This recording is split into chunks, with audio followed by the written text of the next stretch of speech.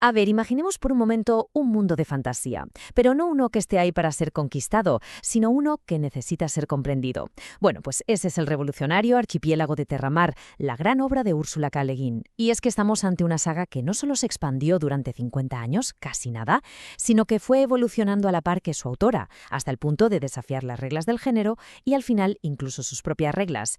Para entender por qué Terramar fue, un auténtico terremoto, tenemos que viajar a 1968. En aquella época, la fantasía, casi siempre a la sombra de Tolkien, era un eco de las mitologías del norte de Europa. ¿Y sus héroes? Pues eran blancos. Sus mapas mostraban continentes en guerra. ¿Y la magia? La magia era, casi siempre, un arma. En ese mundo tan predecible, la primera novela de Terramar no fue una historia más. Fue sobre todo una pregunta. La primera ruptura de Le Guin con la tradición fue radical y además silenciosa. En lugar de tirar de los típicos mitos anglosajones, decidió poblar su archipiélago con gente de piel rojiza, cobriza o directamente negra. Y ojo, que esto no era un simple detalle estético, para nada. Era una inversión total y consciente de las expectativas. Un mundo donde la piel clara era la excepción, no la norma. Pero es que la revolución de Terramar iba mucho más allá del color de la piel. Le Guin, literalmente, dibujó un mapa completamente nuevo para la fantasía, tanto en su geografía como, y esto es clave, en su filosofía. A ver, Terramar no es un continente, es un archipiélago, un mundo de agua y de islas que cambia los grandes imperios por una cultura marítima mucho más descentralizada. Su filosofía, además, no se basa en las epopeyas europeas, bebe directamente del taoísmo y su búsqueda del equilibrio. Y la magia no es un arma, sino una disciplina ética, casi una ciencia. Es que Le Guin, que era hija de antropólogos, no construyó un mundo para la guerra, construyó un mundo para la convivencia.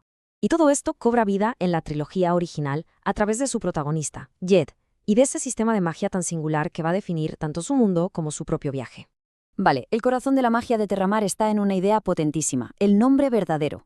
En el habla antigua, que es como el lenguaje de la creación, todo tiene un nombre secreto. Y conocerlo no es un truco de magia, no, es tener poder sobre la esencia misma de algo. Por eso, en Terramar, un nombre es el regalo más íntimo que se puede hacer, algo que solo se comparte cuando hay una confianza profundísima. Como le enseña Oguión, el primer maestro de Goethe, el verdadero poder no está en la acción, sino en la comprensión. En Terramar, cada acto de magia tiene un coste, altera el famoso equilibrio. Por eso, el mago más sabio no es el que más hechizos lanza, sino el que sabe exactamente cuándo no debe hacer nada. Es una filosofía de contención, no de dominio. Y es que el viaje de Goethe no va de derrotar a un señor oscuro, va de enfrentarse a sí mismo. Por puro orgullo de joven, libera una sombra, que es básicamente una encarnación de su propia oscuridad. Al principio huye, claro, está aterrorizado, pero luego da un giro radical a la historia y se convierte él en el cazador. ¿Y el clímax? Bueno, el clímax no es una batalla, sino una aceptación. En los confines del mar, no mata a la sombra, hace algo mucho más increíble. La nombra con su propio nombre, Goethe. La integra. Y solo así, por fin, consigue estar completo. La trilogía original terminó en 1972 y en apariencia la historia estaba cerrada. Pero Terramar no había dicho su última palabra. Hubo un silencio de casi 2 décadas, un tiempo en el que no solo cambió el mundo, sino que también cambió, y mucho, la propia Úrsula K. Le Guin. Entre la costa más lejana y Tejano hay un abismo de 18 años. Y no fue un bloqueo de escritor ni nada parecido, fue una pausa totalmente deliberada. Un tiempo de reflexión que permitió que la saga madurara y se transformara de una forma que nadie, de verdad, ni sus lectores más fieles, se esperaba. En esos años, Le Guin hizo algo que muy pocos autores se atreven a hacer. Volvió a su propia creación para cuestionarla. Muy influenciada por la segunda ola del feminismo y una conciencia ecológica cada vez mayor, se hizo una pregunta de lo más incómoda: ¿por qué, en su propio mundo, todo el poder estaba en manos de los hombres? La respuesta a esa pregunta no fue un simple ajuste, fue una deconstrucción en toda regla.